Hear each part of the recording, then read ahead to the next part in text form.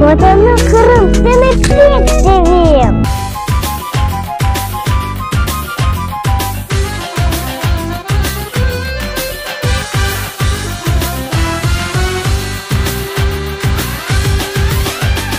Kichkine bala osmez mi de tavanga boyu yetmez mi? Kichkine bala osmez mi de tavanga boyu yetmez mi? Tavanga boyu yetken sonra babası toyu etmez mi? Tavanga boyu yetken sonra babası toyu etmez mi? Olay bolur kichkene de şulay bolur kichkene. O babanı uloğlu da şabaş verir kichkene.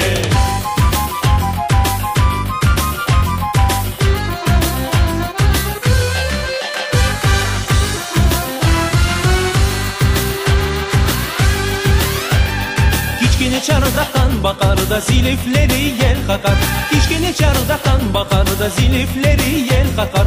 O güzelge sevinip de güzel kızcıklar bakar. O güzelge sevinip de güzel kızcıklar bakar. Olay bolur kichkene de şulay bolur kichkene. O babanı uloğlu da şabaş verir kichkene.